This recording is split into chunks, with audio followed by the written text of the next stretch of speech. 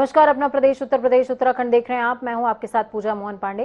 Bulletin की शुरुआत करते हुए सबसे पहले आपको बता दें कि झांसी के दौरे के बाद मुख्यमंत्री योगी आदित्यनाथ ने ललितपुर का दौरा किया। ललितपुर में सीएम योगी ने विकास से जुड़ी कई निर्माणाधीन परियोजनाओं का निरीक्षण किया। यहां के कचरौंदा बांध के साथ ही उन्होंने जल जीवन मिशन परियोजना का भी निरीक्षण किया। इस प्रोजेक्ट से 62 गाँव के 1,45,000 ग्रामीणों को नल से पेयजल मिलने वाला है। इस परियोजना का काम 174 करोड़ की लागत से हो रहा। ललितपुर में CM Yogi Adityanath police line के सभागार में जनप्रतिनिधियों से मुलाकात करने पहुंचे। तो वहीं ललितपुर दौरे से पहले सीएम योगी ने मध्य प्रदेश के दतिया में गृह मंत्री नरोत्तम मिश्रा की अगवानी में पीताम्बरा पीठ में दर्शन किए, जहां पर उन्होंने मां बंगलामुखी की पूजा अर्चना की है और महाभारत कालीन वन खंडेश्वर महादेव का जलाभिषेक भी किया है। राम राज्य की स्थापना का मार्ग प्रशस्त हो पाता। राम राज्य की स्थापना का मार्ग तब प्रशस्त होगा जब एक स्वर से 135 करोड़ का भारत बोलेगा, और एक स्वर से जब बोलेगा, एक स्वर से चलेगा, तो राम राज्य की परिकल्पना का मार्ग प्रशस्त होगा। और राम राज्य के इस मार्ग का प्रशस्त करने का कार्य वर्तमान में भारत के अंदर हो रहा है।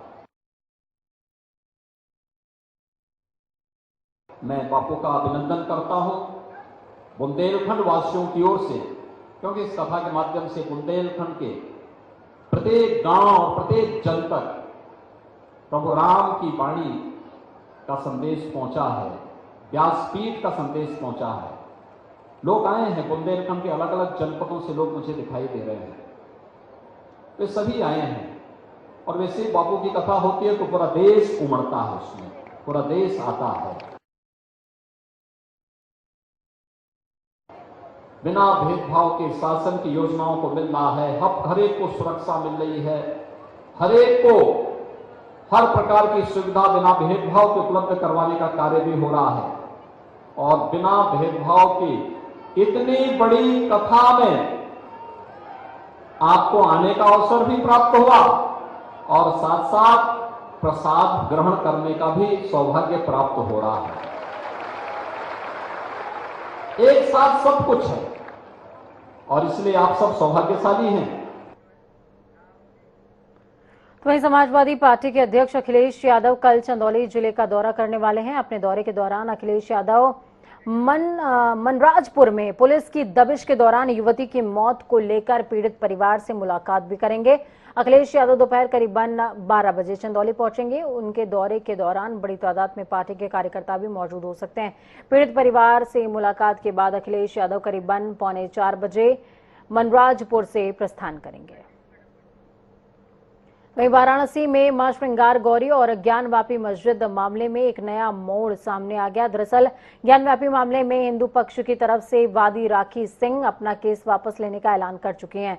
मां श्रृंगार गौरी की तरफ से मुख्य पक्षकार रंजना अग्निहोत्री एडवोकेट ने बताया कि राखी सिंह के मुकदमा वापस लेने पर हमारे मुकदमे पर कोई विशेष फर्क नहीं पड़ने वाला।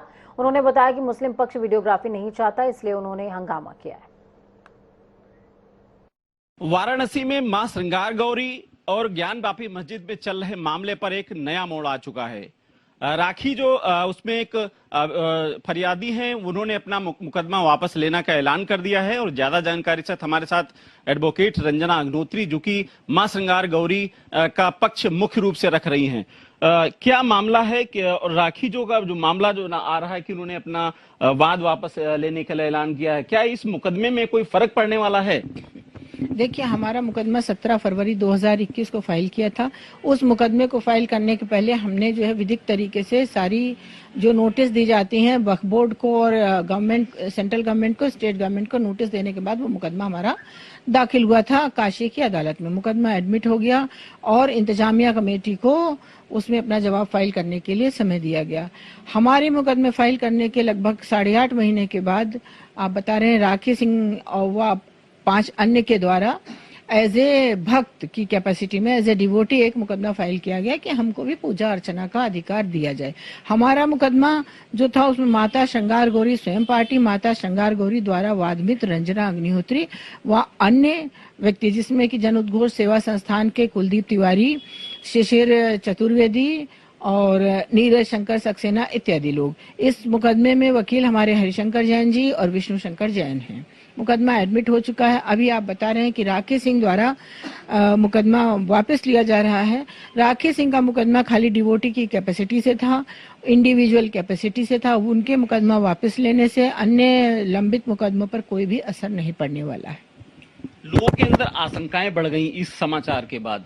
कानूनी प्रक्रिया क्या होता है? जैसे कुछ एक मामले के कोई एफआईआर 2-3 लिख जाती तो एक में पंच कर दिया जाता है। कोर्ट का क्या प्रोसेस है और क्या लोग जानना चाहते हैं इस मामले के बाद? अगर कल जिस तरीके से वीडियोग्राफी चल रही है उस पर कोई प्रभाव पड़ने वाला है इस पे? देखिए, मेन मुकदमा तो माता श्रृंगार गौरी का है। उसमें तो किसी की हिम्मत है नहीं, किसी में दुस्साहस, कोई दुस्साहस नहीं कर सकता कि उस मुकदमे को कोई वापस ले ले, क्योंकि उसमें मैं स्वयं वाद मित्र हूँ। राखी सिंह का जो मुकदमा है, उन्होंने भक्त की कैपेसिटी से फाइल किया है। किन कारणों से वो मुकदमा वापस ले रही है, ये कारण अभी स्पष्ट नहीं है। राखी सिंह आपके पास आई थी मुकदमा में शामिल होने के लिए, उन्होंने कहा था कि उस मुकदमे में शामिल कर लीजिए, तो क्या लगता है क्या वजह रही है कि बीच से रास्ता बदल लिया है, साथ छोड़ दिया है? देखिए, इस मुकदमे को, राखी सिंह वाले मुकदमे को माननीय हरिशंकर जैन जी ने तैयार किया था। उनके पास राखी सिंह गई थी कि मुझे भी भक्त की कैपेसिटी में मुकदमा दायर करने का एक मौका दीजिए। तो जैन साहब ने बड़ी मेहनत से, बड़ी शिद्दत से मुकदमा तैयार किया। अब बीच रास्ते में उनको क्या हो गया, उनकी हो सकता है आस्था बदल गई हो, सनातन से उन्होंने इस्लाम कबूल कर लिया हो, इस कारण वो ऐसा कर रही हो। अभी जो कारण है, स्पष्ट कारण अभी हमारे सामने नहीं आए हैं। कल एक दिन की वीडियोग्राफी बची है, 3 दिन का होना था। अगर इसमें कोई व्यवधान आता है, कोर्ट का कोई पॉइंट अगर फंसता है, अगर वीडियोग्राफी रुकती है, तो अगला किस तरीके से आप उसको आगे बढ़ाएंगे? देखिए, वीडियोग्राफी में तो व्यवधान 2 दिन से ही आ रहा है, क्योंकि मुस्लिम पक्ष नहीं चाहता था वीडियोग्राफी हो और उसमें व्यवधान कर रहा था। बावजूद उसके वहां पर हरिशंकर जैन जी और विष्णु जैन मौके पर मौजूद रहे और वीडियोग्राफी हुई। क्योंकि सूर्यास्त के बाद वीडियोग्राफी होती नहीं है, उसके बाद ये डेट जो है सोमवार की लगा दी गई। अगर कोई व्यवधान आता है, विधिक व्यवधान आता है, तो हर एक व्यवधान के लिए हमारे पास रास्ते खुले हैं। हम न्यायालय की शरण में जाएंगे। एक आखिरी सवाल है, इस मामले में कितने मुकदमे दायर हुए थे? इस मामले में पहला मुकदमा माता श्रृंगार गौरी का दायर हुआ था, उसके बाद 3 मुकदमे और दायर हुए हैं। शुक्रिया। तो इस पूरे मामले में 4 मुकदमे दायर हुए थे, जिसमें अगर कोई भी फरियादी बीच में 1-2 अपना वाद वापस भी ले लेते हैं तो कानूनी प्रक्रिया है, उस मुकदमे की सुनवाई में कोई फर्क नहीं पड़ने वाला। कैप्टन आशीष के साथ अनूप सिंह, जनता टीवी, लखनऊ। तो वहीं ताजमहल के बंद 22 कमरों को खुलवाकर एएसआई से जांच करवाने की मांग की गई है। इलाहाबाद हाईकोर्ट की लखनऊ खंडपीठ में ताजमहल के बंद कमरों की एएसआई से जांच कराने की याचिका अधिवक्ता रुद्र विक्रम सिंह के माध्यम से दायर की गई है, जिसका मकसद ये बताया गया है कि ताजमहल के इतिहास से संबंधित कथित विवाद को आसानी से सुलझाया जा सके। ये याचिका अयोध्या में बीजेपी के मीडिया प्रभारी ने दाखिल की है। जानकारी के मुताबिक भवन की 4 मंजिला इमारत संगमरमर की बनी हुई है। मध्य में 2 मंजिला हैं। इसमें 12 से 15 विशाल कमरे हैं। इन 4 मंजिलों के नीचे लाल पत्थरों से बनी 2 और मंजिलें हैं, जो कि पिछले हिस्से से नदी के तट तक जाती हैं। नदी तट के भाग में संगमरमर के ठीक नीचे लाल पत्थरों वाले 22 कमरे हैं। इसके झरोखों को चुनवा दिया गया है। अंदेशा जताया जाता है कि इन 22 कमरों में हिंदू देवी देवताओं से जुड़े सबूत मौजूद हैं। इसी मसले के हल के लिए ये याचिका दायर की गई है।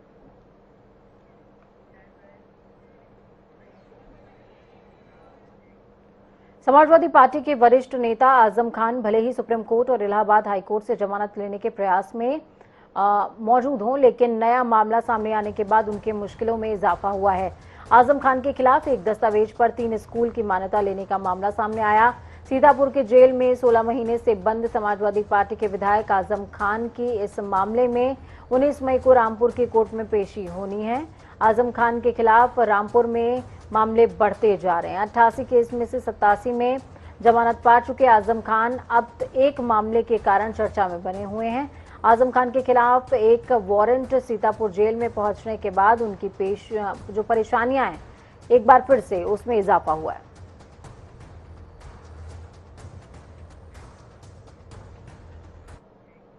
सुहेलदेव भारतीय समाज पार्टी के मुखिया ओम प्रकाश राजभर की देखरेख में राजधानी लखनऊ में सुभाषपा का 2 दिवसीय प्रशिक्षण शिविर संपन्न हुआ। इस ट्रेनिंग कैंप में सुभाषपा चीफ ओम प्रकाश राजभर ने बड़ा बयान दिया।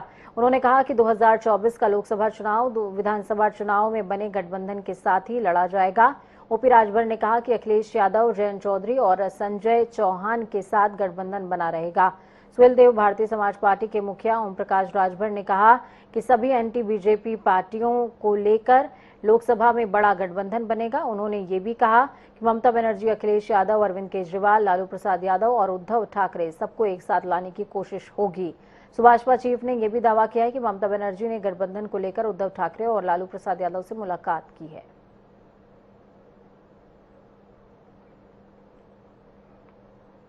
तो इस दौरान सुभाषपा के अध्यक्ष ओम प्रकाश राजभर ने जनता टीवी से खास बातचीत के दौरान क्या कुछ कहा, सुनिए। उत्तर प्रदेश 2022 का विधानसभा चुनाव तो संपन्न हो चुका है, लेकिन 2024 के लोकसभा चुनाव को लेकर सभी पार्टियां जुट गई हैं। इस वक्त हमारे साथ सुभाषपा के राष्ट्रीय अध्यक्ष ओम प्रकाश राजभर मौजूद हैं, इनसे बातचीत करते हैं। ओम प्रकाश जी, प्रशिक्षण शिविर, लेकिन मुलायम सिंह यादव कह रहे हैं भारतीय जनता पार्टी और समाजवादी पार्टी के अलावा तीसरा कोई मोर्चा नहीं है। सही कह रहे हैं। समाजवादी पार्टी के साथ जो गठबंधन है उसके अलावा के लड़े में है। अभी तो आप कह रहे थे हमारी पार्टी राष्ट्रीय पार्टी से भी ऊपर पार्टी है। भैया, मेरे कांग्रेस पार्टी 2 सीट जीती, बहुजन समाज पार्टी राष्ट्रीय पार्टी 1 सीट जीती, हम तो 6 को जीते। तब उनसे ऊपर है कि नहीं है? हमने क्या गलत बोल दिया? उनसे अपनी पार्टी का आप इस वक्त जो कर रहे हैं, शिविर चला रहे हैं, वो अपनी पार्टी का आप चला रहे हैं। अपनी पार्टी का तय हुआ है मोर्चे के सभी लोगों को कि अपनी अपनी पार्टी का संगठन हम लोग ठीक कर लें, क्योंकि 165 सीटें विधानसभा में हम 200 से लेकर 5000 वोट तक हारे हैं। हम उसी को ठीक कर लें तो एक अच्छा प्रदर्शन 2024 में हमारा होगा। उस हिसाब से हम अपना प्रशिक्षण शिविर शुरू कर दिए हैं। इस वक्त राजभर जी, बनारस में इसमें बहुत गर्माहट दिखाई दे रही है और सियासी बयानबाजी भी शुरू हो गई है ज्ञानवापी मस्जिद को लेकर। क्या आपको लगता है कि जो वहां पे सर्वेक्षण किया जा रहा है, क्योंकि मुस्लिम तबका जो है वो इसका विरोध कर रहा है, क्या आपको लगता है कि सर्वेक्षण होना चाहिए? और क्योंकि कोर्ट में इसको लेकर 9 तारीख को इसको रिपोर्ट भी देना है, तो आपको क्या लग रहा है ज्ञानवापी मस्जिद की, क्या लगता है कि सियासत हो रहा है इस पे? देखिए, प्रदेश में महंगाई से ध्यान भटकाने के लिए, बेरोजगारी से ध्यान भटकाने के लिए और लाइन ऑर्डर खराब ऐसे ध्यान भटकाने के लिए हमेशा मंदिर मस्जिद हिंदू मुसलमान हो रहा है। 7 लाख पिछड़ी जाति के बच्चों को छात्रवृत्ति नहीं मिल रही है। क्या इस पे सरकार ध्यान ले आ रही है? प्रदेश में महंगाई चरम पे है, इस पे चर्चा हो रही है। नौजवान पढ़ा लिखा आत्महत्या कर रहा है, उसको रोजगार नहीं मिल रहा है। क्या सरकार रोजगार पैदा करने की बात कर रही है? आज प्रदेश में लाइन ऑर्डर खराब है, बहन बेटियां सुरक्षित हैं, रक्षक ही भक्षक बना है। क्या सरकार का ध्यान उधर है? क्या इनके बुलडोजर चंदौली थाने पे चला, जो घटना चंदौली की? क्या लखीमपुर थाने पर जहां बेटी के साथ बलात्कार हुआ, रेप हुआ, क्या वहां इनका बुलडोजर गया? जो गन्ना पेर रहा था उसी पर बुलडोजर, जो 50 साल से गरीब बसा हुआ उसी पर बुलडोजर। आप गरीबों को उजाड़ रहे हो, तबाह कर रहे हो। प्रकाश राजभर जी, एक सवाल और है, क्योंकि 2024 का लोकसभा चुनाव भी है, ऐसे में तमाम पार्टियां लामबंद हो रही हैं। चाहे राष्ट्रीय राजनीति में देखें तो चाहे ममता बनर्जी या राहुल गांधी हो या शरद पवार हो, ये तमाम पार्टियां एकजुट हो रही हैं। लेकिन एक ये भी लगाया जा रहा था कि आजम खान नाराज चल रहे, अखिलेश यादव ने साफ तौर पर मना कर दिया कि मुलाकात करने नहीं जाएंगे, लेकिन आप उस कवायद में जुटे हुए हैं। तो क्या आने वाले समय में शिवपाल यादव, ओम प्रकाश राजभर और आजम खान को हम एक मंच पर देख सकते हैं? अखिलेश यादव जी के मंच पे देख सकते हैं। तो वक्त यहाँ पर एक छोटे से ब्रेक का। ब्रेक के उस पार खबरों का सफर लगातार जारी है।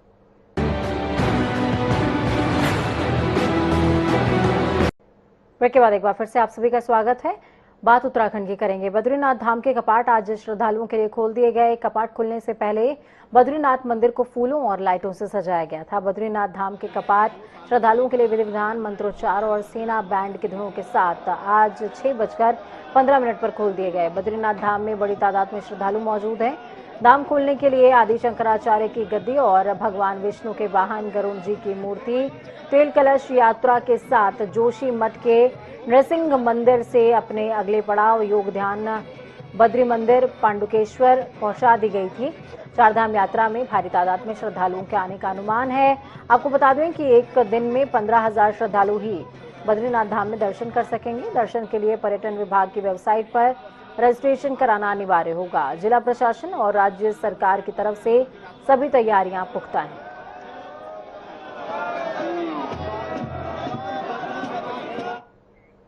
उत्तराखंड में चंपावत विधानसभा सीट पर उपचुनाव की घोषणा हो चुकी है। ये सीट विधायक कैलाश गहतोड़ी ने सीएम पुष्कर सिंह धामी के लिए छोड़ी थी। ऐसे में बीजेपी से सीएम पुष्कर सिंह धामी पार्टी के उम्मीदवार हैं को नामांकन दर्ज करेंगे। इस सीट से बीजेपी के उम्मीदवार के तौर पर सीएम पुष्कर सिंह धामी अपने भाग्य की आजमाइश करने वाले हैं। विधानसभा चुनाव में अपनी खटीमा सीट से चुनाव वो हार गए थे, जिसके बाद पार्टी ने उन पर भरोसा जताया और उन्हें दोबारा उत्तराखंड का सीएम भी बनाया। इसके बाद बीजेपी विधायक ने उनके लिए अपनी चंपावत सीट छोड़ दी, जिसकी औपचारिक घोषणा पार्टी ने बीते दिनों की थी। तो वहीं कांग्रेस पार्टी की ओर से इस सीट पर निर्मला गहतोड़ी को मैदान में उतारा गया है, जो इस चुनाव के लिए 11 मई को नामांकन दाखिल करने वाली हैं। तो ये कुछ अहम तस्वीरें आपको दिखा रहे हैं। सीएम पुष्कर सिंह धामी की कल नामांकन करेंगे, लेकिन उससे पहले आज गंगा पूजा करते नजर आए थे।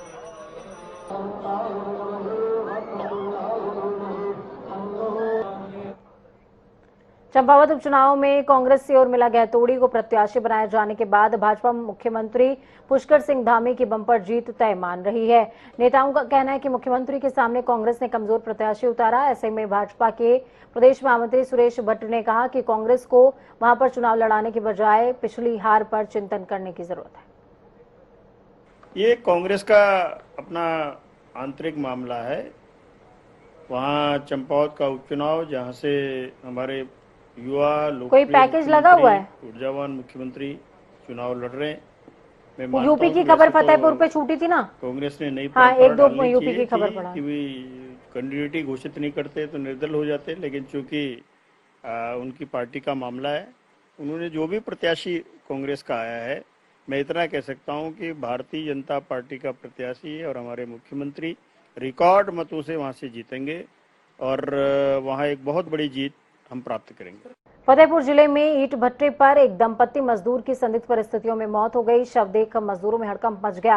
सूचना पर पहुंची पुलिस ने शव को कब्जे में लेकर पोस्टमार्टम के लिए भेज दिया। स्थानीय सीओ अनिल कुमार ने बताया कि मजदूर दंपत्ति के बीच किसी बात को लेकर बहस हो गई थी, जिसके बाद उन्होंने जहरीला पदार्थ खाकर आत्महत्या कर ली। थाना सुल्तानपुर घोष में ऋषि कुमार गुप्ता के ईंट के भट्टे पर काम करने वाले महेश और उसकी पत्नी सिया देवी ने जहरीला पदार्थ खाकर आत्महत्या कर लिया। बताया जा रहा है कि बच्चे न होने के कारण आपस में इन लोगों का मुंह होता था और इनका झगड़ा हुआ था। इसमें इन लोगों ने जहरीला पदार्थ खा लिया, जिससे इनकी मृत्यु हो गई। इस संबंध में थाना सुल्तानपुर घोष पर सूचना प्राप्त होने पर तत्काल मौके पर पहुंचकर इन दोनों का पंचायतनामा कराया गया है और पीएम की कार्रवाई की जा रही है। वक्त यहाँ पर एक छोटे से ब्रेक का। ब्रेक उस पार खबरों का सफर लगातार जारी है। बने रहिए जनता टीवी के साथ, क्योंकि हमें आपकी ताकत। हमारी ये कामना है कि आपका आने वाला कल आज से बेहतरीन भी हो और सुरक्षित भी। नमस्कार।